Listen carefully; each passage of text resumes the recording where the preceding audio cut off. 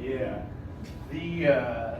So if you look here, you see how, you got A's all the way down the line here, but just a couple right here, and it's giving that score, which is just strange. I mean, Well, does that make sense to you? Well, like I was saying, I don't look at that letter much because it will get funky. If you look at your time, 0.8 seconds, that's fantastic. Yeah. You know what I mean? I mean, that's what you want. 15 requests, that's really good as well. I mean, so you're looking good. Yeah. Really, I wouldn't even think twice about that D, to be honest with you. If you really are running 0.8 seconds, you are golden. Yeah, it is loading in 0.8 seconds, and I'll kind of go through some of the things that are allowing it to load that quickly. It's weird. Usually this is an A2, and this is like 98%. But of course, when I get in front of everybody, it's right. Try running it twice. Sometimes you run it twice, it'll cache and make it look better. Yeah, let's see. So my name's Rob Gelhausen. I own a company called Ecom API. We offer APIs, and then we also offer WordPress plugins that utilize the APIs. I am currently out of Lakeland. I've been working with WordPress for about 10 years now. I got into it during the last financial crisis, absolutely loved it. Been working with it ever since. The position I held before this one was the global director of digital marketing for a company called ISN, which is the biggest privately held tool and equipment distributor in the country. So, I just say that so you kind of give me a little credibility when I start going through this stuff. So, that's what I wanted to kind of do today is just kind of give an overview of how I develop WordPress websites, more specifically WooComerce websites, and then just take questions from you guys. About how long do you think I got? All the time you need. We shut it down. So 8:15, 8 o'clock. All right. Yeah, so I was going to run through that, and then I was going to run through a couple of revenue models that I've kind of stumbled across that would be very easy for somebody that is just getting into website development, or even people with more experience. So I'll go ahead and get it started. The one thing before I forget that I wanted to answer was your question about the Facebook pixel. There's a couple, if you're running a WooCommerce website, there are a couple of plugins out there. I'll bring it up real quick.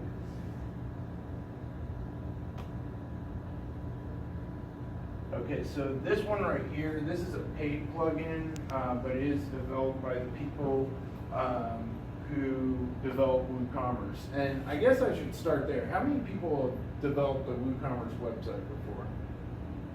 Okay, all right, good deal. So WooCommerce is just a plugin, and it is what gives websites the shopping functionality. I think out of all the WordPress websites that are e-commerce websites, I think like 85-90% of them run WooCommerce now. Yeah, feel free to fact check me on that, but I think that's what it was last time I looked at it. This plugin right here, it does a few different things. It will take your products and it will allow you to have a store on your Facebook page so that people can purchase through your Facebook page. It does have the pixel on it. What it will also do is it will feed Facebook data based off of your users, your customers, and the way they interact with your website. What they then allow you to do is optimize your ads based off of that usage. It's amazing how much data Facebook has with the ads that I've run, because they have so much data on their users, they're really able to target the right people. Just kind of a side note, if you're running a WooCommerce website, the hierarchy that I've found as far as the return on ad spend, which is just the amount of money that you're spending on the ads divided by the return, the revenue that you get from those ads, I have found that it's Amazon pay-per-click ads. Just below that is Google shopping ads, and then Facebook, Google text ads, and then Facebook's product listing ads are below that. So just, for what it's worth, that's what I found. Obviously, it depends on what industry you're in, and it depends on what kind of products that you're selling. But that's been my experience. Could you go through that list one more time? I'm writing it down. I didn't quite keep up with it. Yeah, absolutely. So I see about a 15 to 20 return on ad spend. So for every dollar I spend in advertisement, I'm making $20 and $15 to $20 in sales. Top would be Amazon pay-per-click ads, 15 to 20 return. Below that, Google shopping ads, 10 to 15 return. And then 5 to 10 return on ad spend is generally what I see from Google text ads, Facebook ads, Facebook product listing ads. But it does vary. So if I'm selling something that's, kind of one of those products like LED eyelashes, those are obviously going to do really well on social media.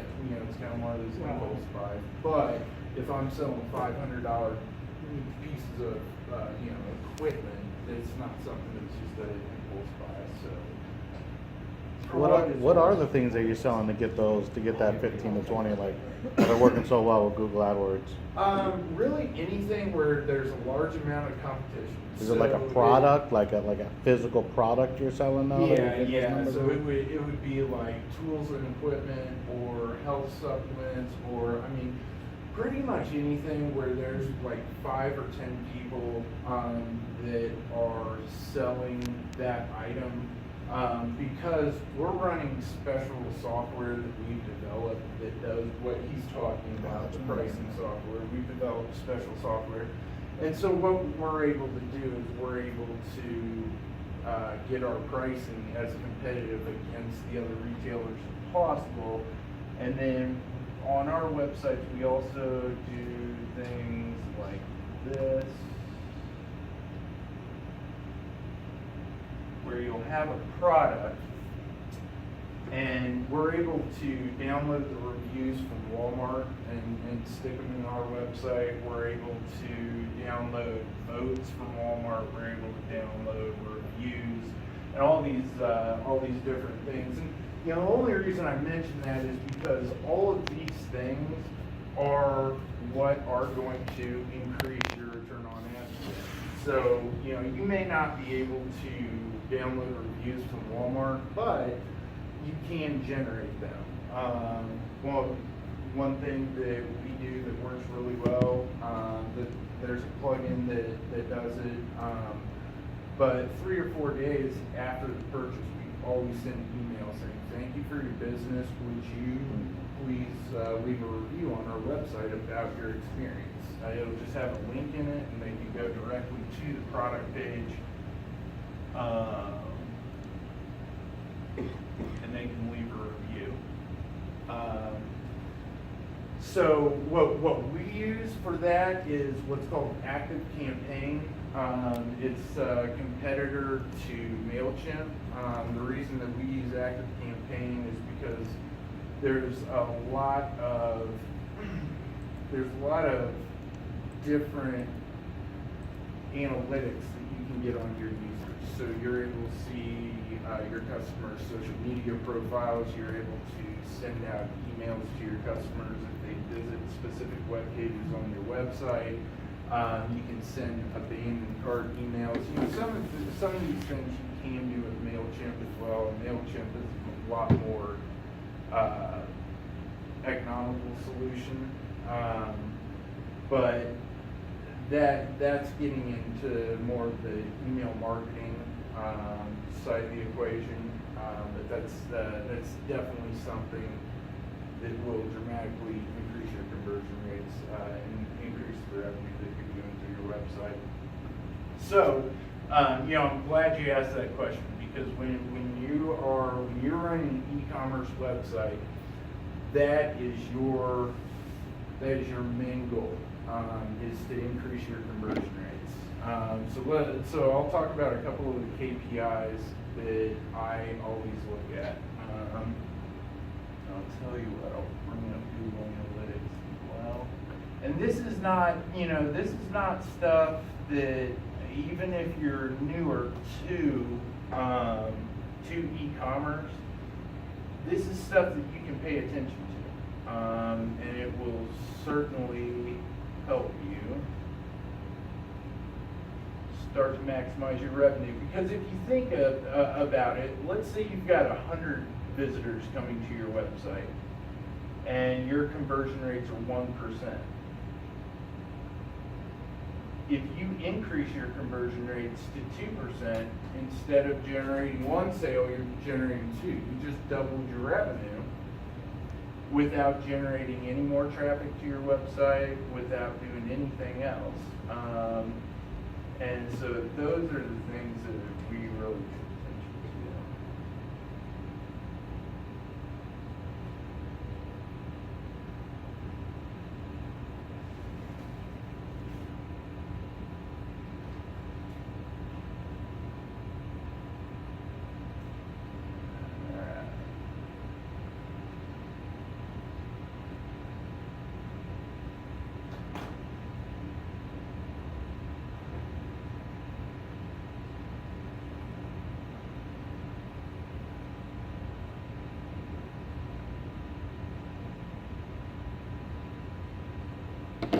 Okay, so let's take a look at this.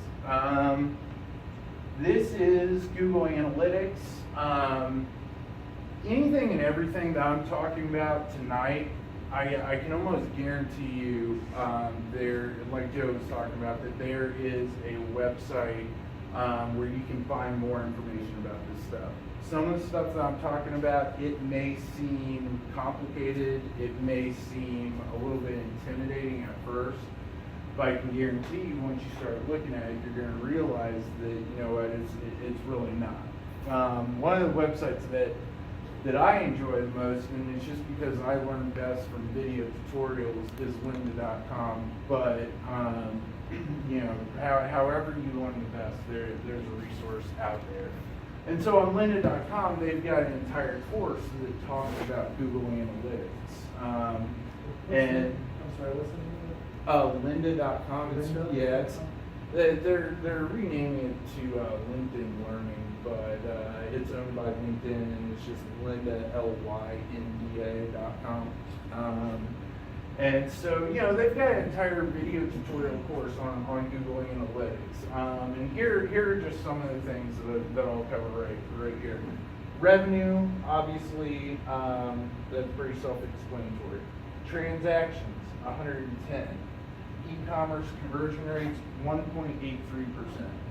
So what that is doing is that is taking the total number of visitors and it's dividing it by the number of transactions. So this is that number that we want to get as high as possible. Now this website is selling tools and equipment, and traditional e-commerce conversion rates for tools and equipment is about 0.5%. Because, and I'll explain why here in a second.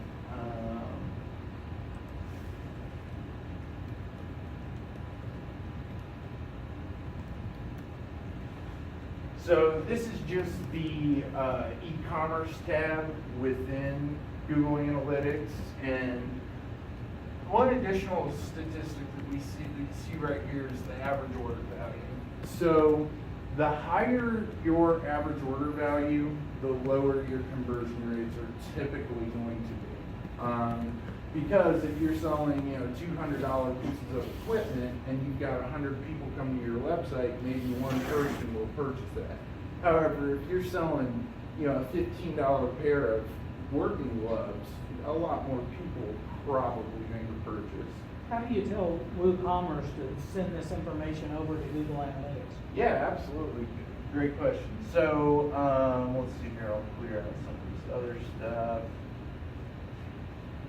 So there are 100 different plugins that are available that will do that. I'll show you the one that I like the best.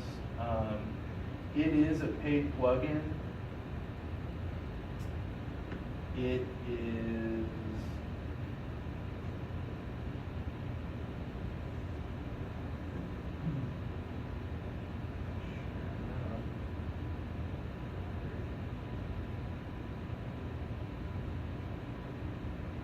I don't think I have it installed in this website. So,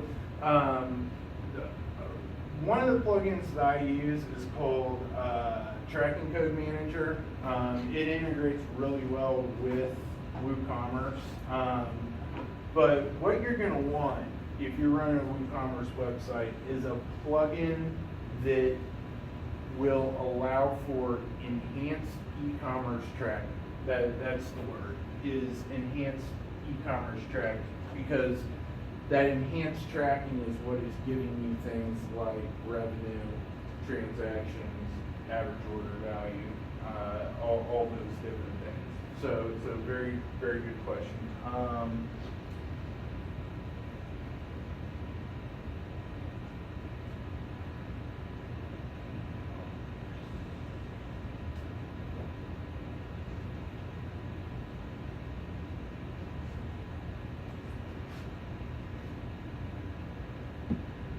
This is a good one right here, enhanced e-commerce Google Analytics, and this is the one that I like the best.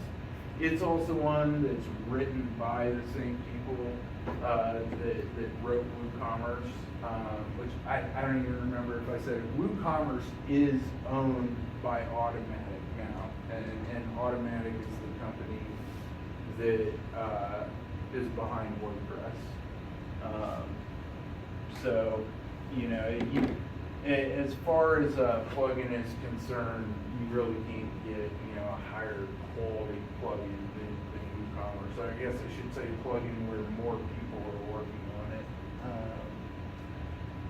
So what I'm going to do now is I'm going to kind of go through some of the different plugins that I use. I think that it's going to be most beneficial for everyone, and I think that'll kind of generate some additional conversation.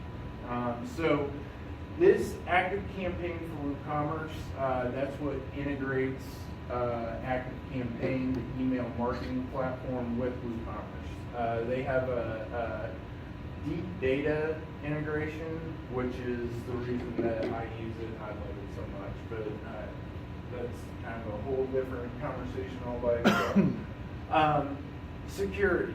One of the things that I absolutely love about WordPress is that it's open source and it's got so many millions upon millions of people using it, developing for it, and the like.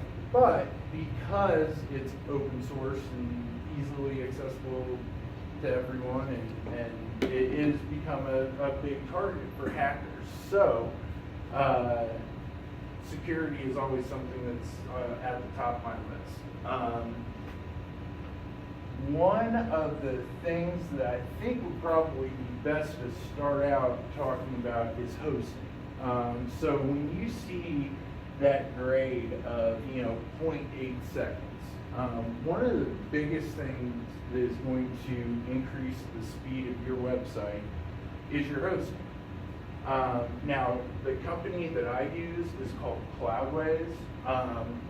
We talked about it a little bit the last time I was here, and the one downside of Cloudways is their customer service is, they've got a live chat, but their customer service is really lacking. It's getting better, but that is one downside that I would say.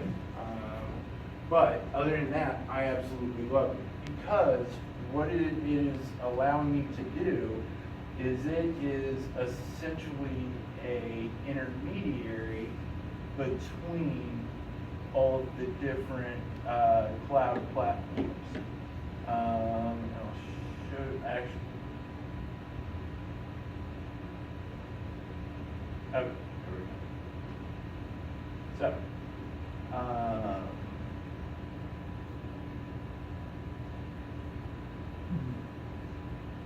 okay. So, traditional hosting. I'm sure you've heard all of them. Bluehost, HostGator, A2 Hosting. You know, all these other hosting platforms. That is kind of the way things used to be done.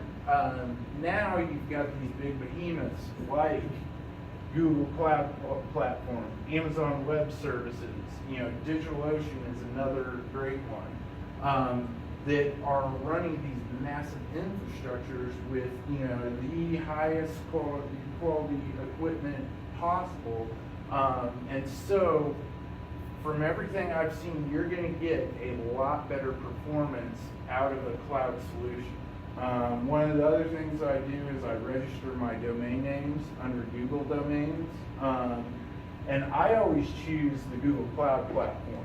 And that's going to increase your speed too. It may be milliseconds, but when you're talking about e-commerce or, you know, just digital marketing in general, if your website is loading 2/100ths of a second faster than somebody you're competing against, for that particular indice, your website is better. And so for organic search, all other things being equal, you're going to rank higher than your competitor. And I mean, the statistics that they have shown in some of these studies are just crazy. I mean, like it's like a half a second difference in load time will decrease your conversion rate by, I think it's like 15%.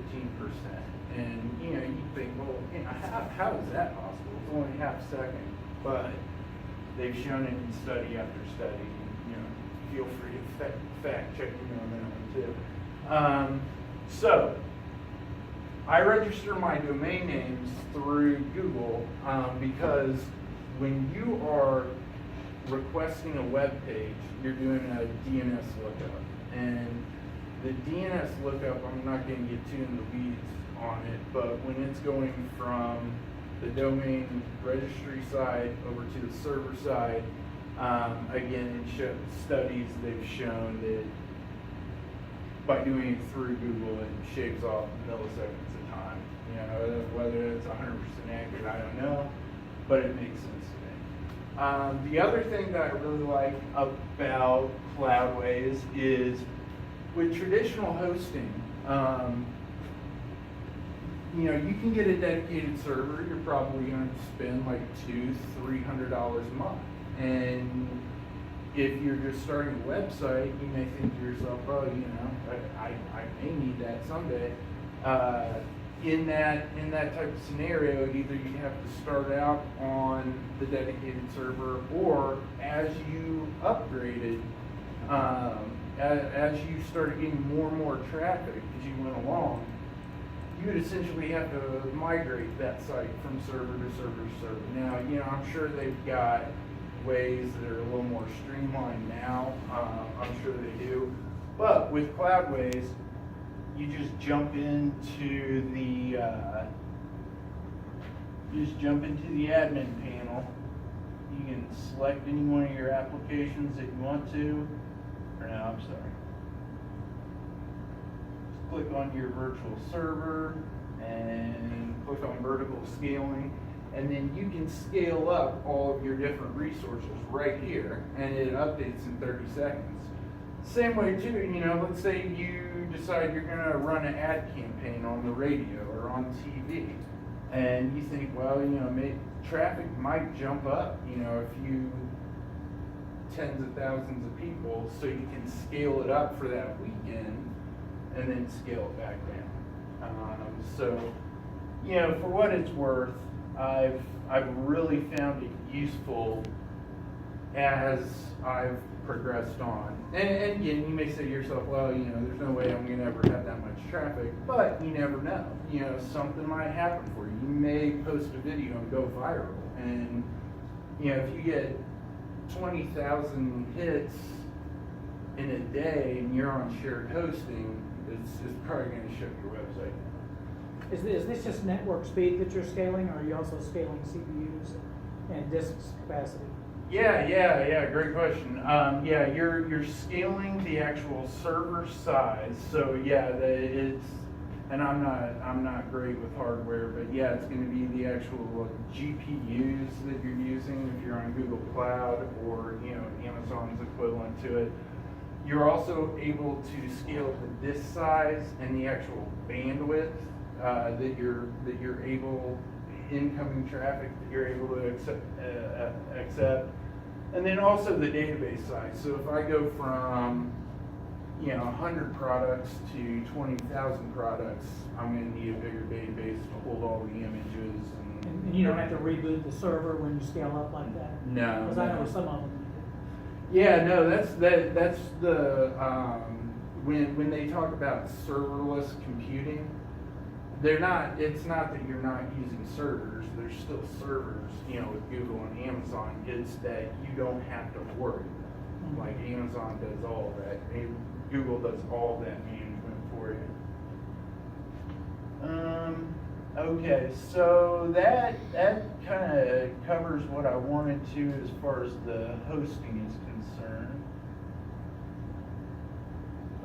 So I was talking about security, block bad queries. When you're running an e-commerce website.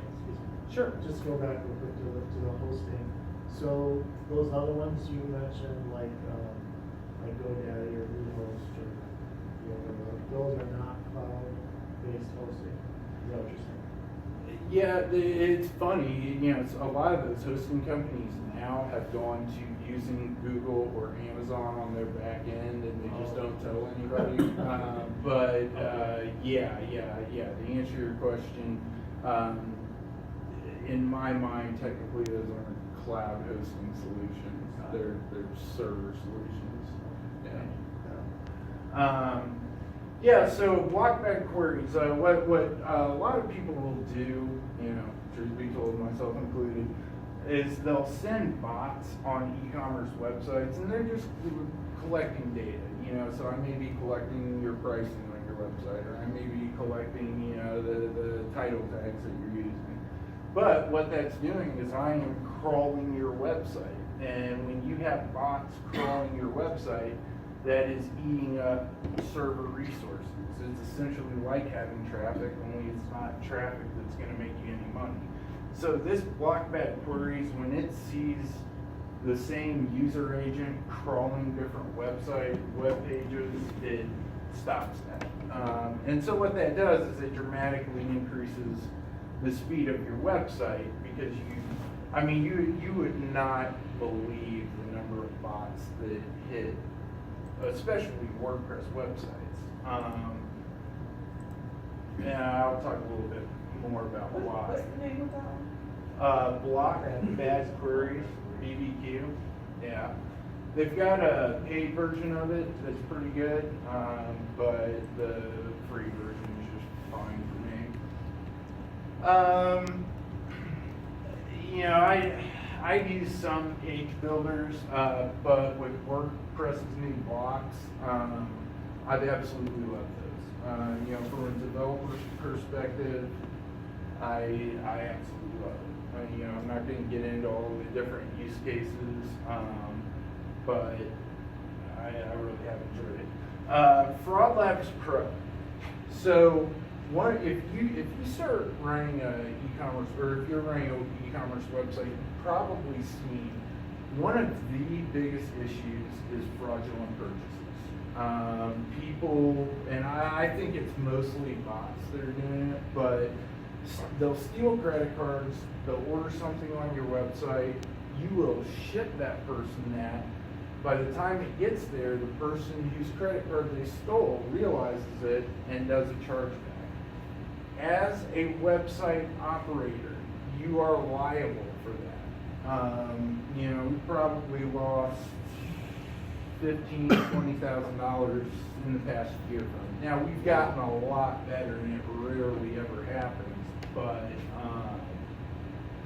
you know, if you're doing, you know, $200,000-$300,000 in sales, you know, you're going to have at least 10 to 15% of which are fraudulent purchases. Now, what this does is it grades that purchase. Yeah, this is a test website, so I don't have it, but it will grade the purchase. And so it'll look for things like, is this person using an IP address that's been reported in the past? Is this person using a shipping address that is far away from the billing address? You know, all these different things that go into it to where it's gotten so good that if it's anything over it's like a 15 on that fraud score, we just refund the purchase and don't even fill the order. So, you know, that's a FYI that I can guarantee you will save you all a lot of money in the long run. What's the name of that plugin again? I can't quite read it. Fraud Labs Pro. And does that know also about those anonymization IP addresses, like Tor network and all that? They do have pretty extensive network of reporting. I'm not sure if it goes into that far depth. The other thing that I've been doing is I've just been shutting off access to IPs from certain countries, China, Russia.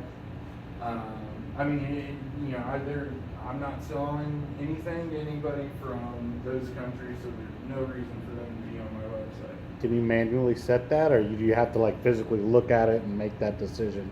Yeah, we use a couple of different plugins, and then we also use a central system that we developed. But there are plugins out there where you can restrict from certain countries, and the other security plugin that we use is WordFence. And WordFence, the premium version, you can shut off access from certain countries. That's a really good plugin that I really enjoyed, that I would recommend to anybody. All right, let's see here. Optimize database after deleting revisions. This is a really good one too, to keep the size of your database, have a small database as possible anyways. Every single time that someone is coming to a web page on your website, they are accessing content. That content resides in your database. So that has to be pulled out of the database to be displayed on the web page. The larger the database, the longer, and again, we're talking about milliseconds, but it all adds up. The longer that query into the database is going to take. Now, you know, there's things that I'll talk about like caching and other things that reduce that quite a bit. But for the purposes of this conversation, this will delete a lot of the things that are unnecessary, like transients, like post revisions, like you know, there's a lot of data that WordPress generates that it doesn't always need. You can set it on the schedule so that it does it automatically. It updates and deletes all that stuff automatically. I'll show you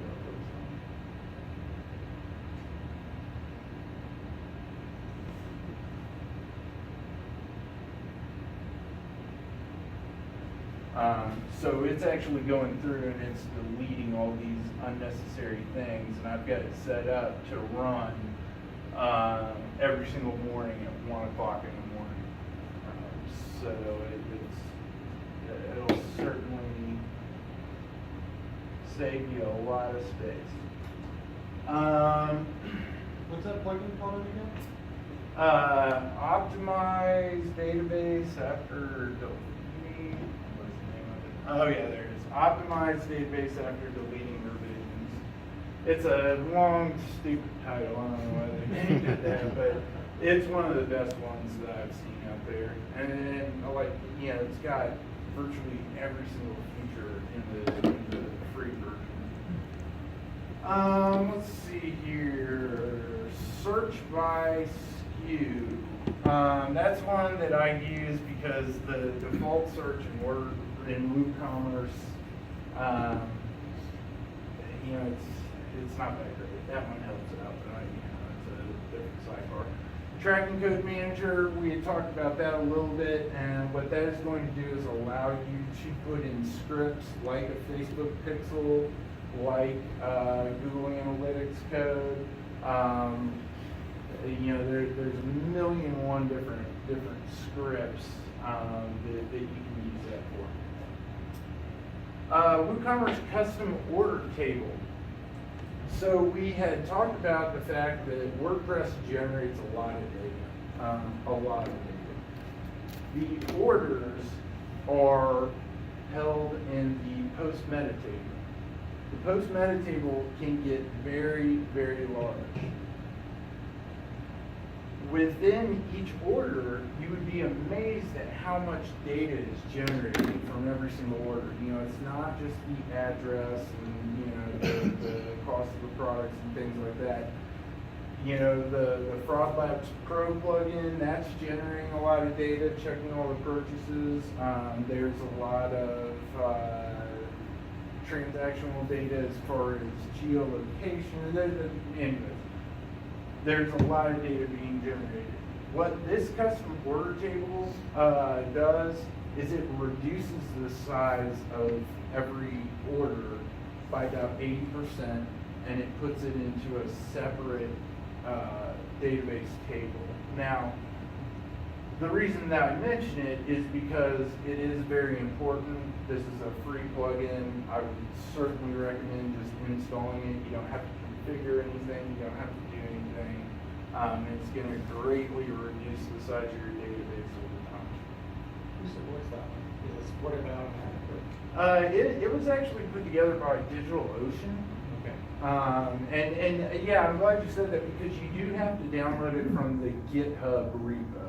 If you do a Google search, it's in there. Yeah, I was wondering, because I know back before, WooCommerce used to do all their stuff in separate tables, and everybody went to custom host and custom meta. And then they're slowly, a lot of different plugins are shifting back to that method.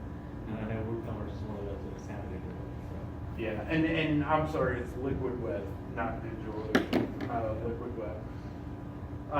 But yeah, that's a very good point. And guys, a lot of this stuff, I shouldn't say a lot of this stuff. Some of this stuff is personal preference. It's the way I like to develop websites. It's the plugins that I like to use. But if you find something that works better for you, that achieves the same objective, by all means, go for it.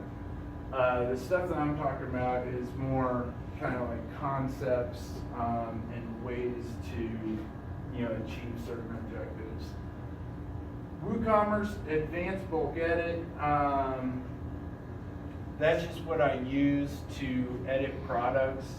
It is a paid plugin, but I'll show you what it looks like real quick. And the reason I use it is because it'll allow you to make edits of the products very quickly in kind of a table format, instead of having to actually go into the product page of every single product to do things like change pricing or whatever it is you need to do. It's taking a second to load there, guys. And you can do really in-depth queries of the products to get the products that are only have certain brands or things like that. And, as you progress through e-commerce, you'll certainly find that finding products to sell is the easy part. And now getting good pricing, that's a different conversation, but finding products to sell is the easy part. And you can easily go on a website like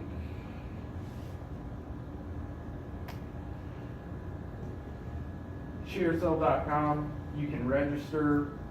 They will give you a spreadsheet with all the product data that you need, and you can import the products. I mean, within an hour, I could spin up a website that had 30,000 products on it. And the reason I say that is because when you start getting to those kinds of numbers, like this, the website, yeah, this website right here,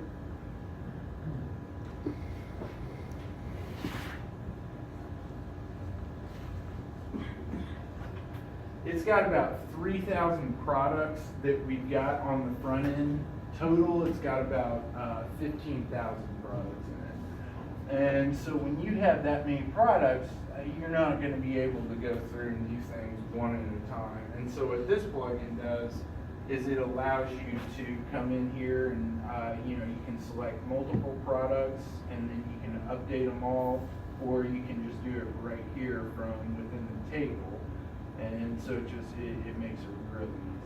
What are you using to handle the first initial upload, or like are you doing like a catalog import, like the WPL import or something? Yeah. So the plugin that I'm using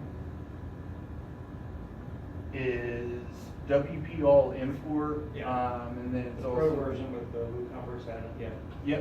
Yep, you're exactly right. I really enjoy it.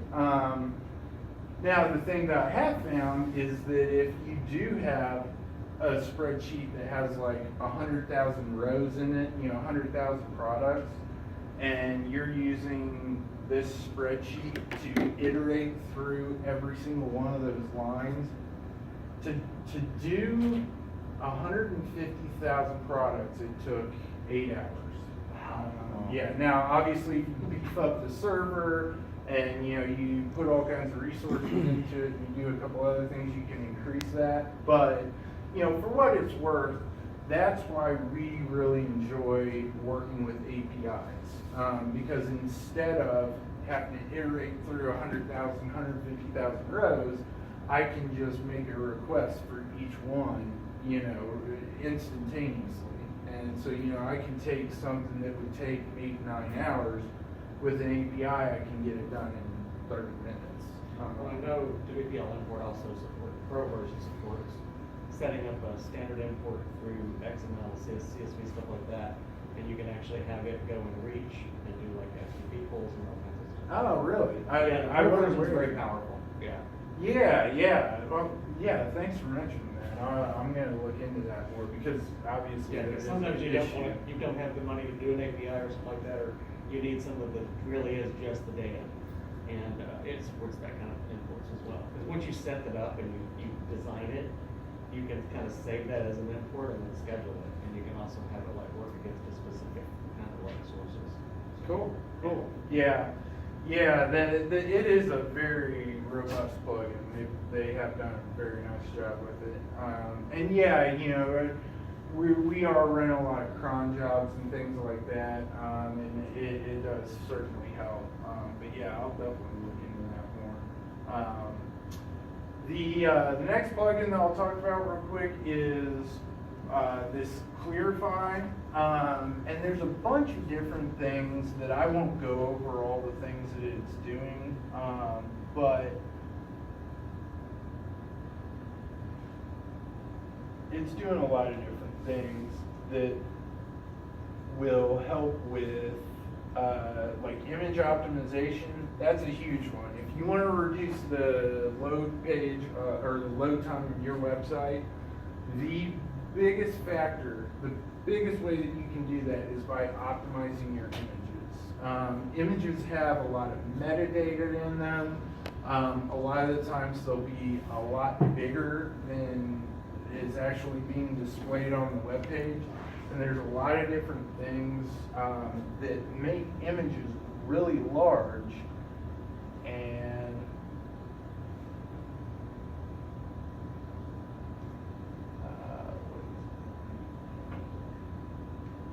this is my favorite one, just because of the way that it compresses images.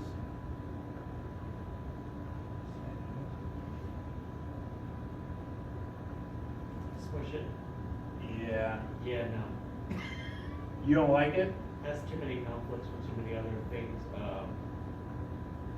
It'll actually crash like some Yoast stuff. Yeah. And they've had a couple of issues with their iterations. Which one do you prefer? I use Image Optim, but I don't do it within WordPress. I basically run my images through it automatically. Okay. That's my problem before they go uploaded. Yeah. I'll certainly look into that. I don't mind the online ones, especially like if the site's already there. I'll use a thing like Squish It to go through and fix everything, and then I'll get rid of Squish It. Yeah. I would agree with that. It I don't depends think on it's how so- what your flow is and how the images need to come in. Like if your images are being uploaded as a process, like they have link names inside of a spreadsheet for the images to be uploaded into the media library, then part of your process should be to squish before they go. Yeah. Because like computer-based compression is faster than most of the web-based ones. Yeah. I'll talk to you about it afterward. One of the issues that I was having is when I did the import from WPL import, and it was smushing it at the time of the import. It was screwing up WPL import. But Yeah, that's one of the biggest issues I have with it too. Oh, is it? Yeah. Yeah. So I was running it afterwards, and really, the only reason I recommend this one is because it has graded the best on Google's page score and on GT metrics. But that's not to say that there's not better. It does the job that it needs to do, and it does it well. But I use it after the image is already there, and then I get rid of it. Yeah. Is what I do. I don't use it during the import. During the ad process, I do mine before they get there. Yeah. No, I would certainly agree with that. Yeah, that's what I do as well. But yeah, reducing the size of your images is going to be the biggest factor in reducing your page speed score. But it's got a lot of other options in here for you, and it's got it's got descriptions of what each one of them do. So I just looked through that. And one that I skipped over is this one right here, Breeze. Now, Breeze is actually developed by Cloudways, the company that does the web hosting. And what it allows for you to do is minification of a lot of these different things. Now, it's not really important to understand, what all this does. I mean, minification is just essentially taking out all the spaces in a file to reduce the size of the file. So what this is doing is combining and reducing the size of these files. Now, what I have found is that most WordPress themes, when you start minification and combining the files, it can screw up a lot of the WordPress themes. The theme that I use is called Astra, and let's see here.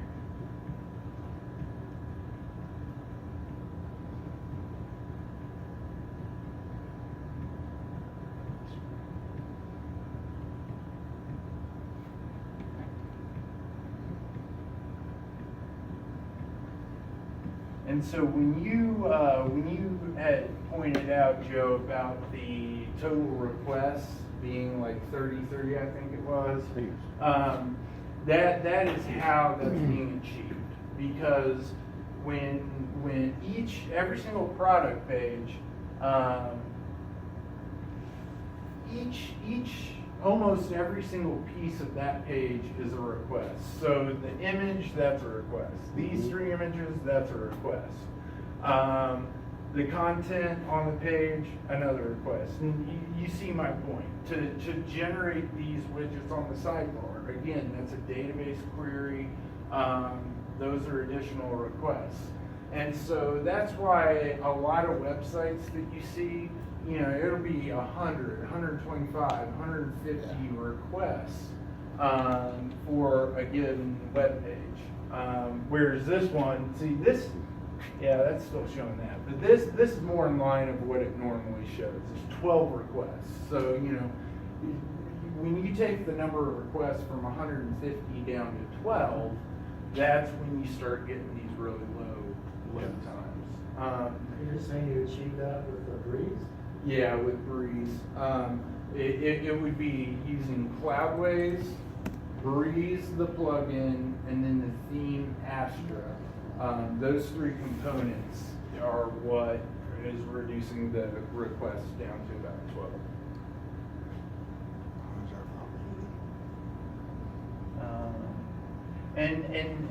And so kind of a competitor, I say it's a competitor, it's not, you know, it's comparing apples and oranges, but NetSuite is a ERP content management system that I was using with my former company. The licensing, this is to run one website, the licensing was $15,000 per month. And the performance was nowhere near what you could do with a WordPress website because it's open source, because there's all these people developing really cool plugins that do amazing things for it. You know, my point being is that performance-wise, I really haven't found a solution that I could customize the way I can customize WordPress and get it to perform the way I can get WordPress to perform. Thankfully, I'm past the point in my career where I'm trying to convince people that you should use WordPress. That was a constant battle, you know, at the different companies that I was working for. It's convincing them, you know, WordPress is better than Magento because of this, than Drupal because of it, and all these different things. So, just as a side note. Okay.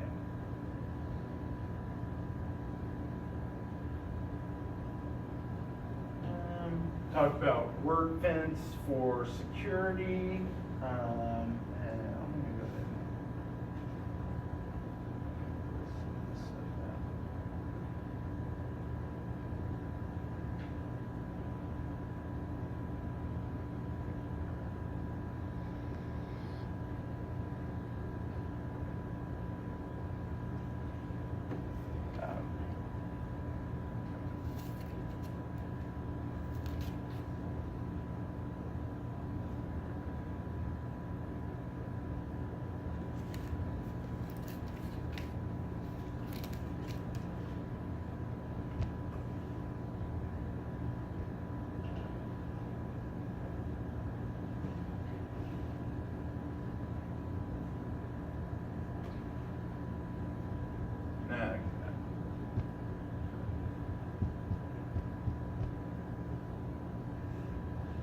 Google Chrome and their cookies.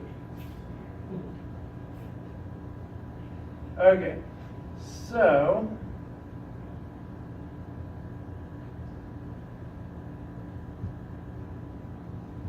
we use QuickBooks for accounting, and there's a plugin on Code Canyon that does a real good job connecting the WooCommerce website to QuickBooks so that after there's a purchase, all the customers, products, everything gets imported directly into QuickBooks, and it makes the accounting really easy for what it's worth.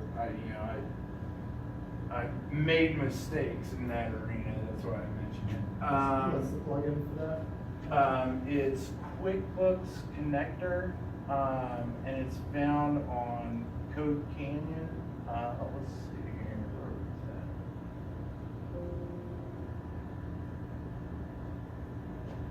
that? Yeah, WooCommerce QuickBooks Connector. Yeah, the Code Canyon, I found a lot of really good plugins on that website. You know, you can purchase them once, and most of them you can use as many times as you want. The one thing, and this is kind of a caveat, that you know, I don't like, and they may have changed it now, but when they accept plugins into their repository, they do not make their developers escape, sanitize, and delete their code. Now, what that means is that it presents vulnerabilities from a security standpoint. So, yeah, just throw that out there for what it's worth. Let's see here. I could also recommend another one that is, it depends on how big the configuration you're working with is, but if you're working with like a manufacturing setup where they've got packaging, shipping, and all that kind of stuff inside a big warehouse type thing, Fishbowl, there's a WooComerce Fishbowl integration that also does QuickBooks as part of the whole process. Fishbowl? Yeah, Fishbowl. It's called Fishbowl. That's actually what it is. And there's a WooComerce extension for that to basically snap it into the entire production line. So like if you've got massive inventory management on a parts basis where things have to be put together, package, ship inside a box, and also include, orders come in through whatever methods they all have to come in through. They integrate into WooComerce, they integrate into the QuickBooks, etc. So, Interesting. yeah, that's the one I had to do with, it was a bakery that was Yeah. doing mass orders of like flats and, gigantic. Well, it's interesting you say that because, and this is kind of a side note, but because we have multiple different warehouses that we're pulling from across the country. Or if you're doing drop shipping and you're working with multiple different suppliers, if you want to automate the process of sending that supplier the order, you have to, in essence, be able to manage different warehouses from within WooComerce. And so what we used was this WooComerce Dropshipper Supplier Pro. Gotcha. And I like it, but the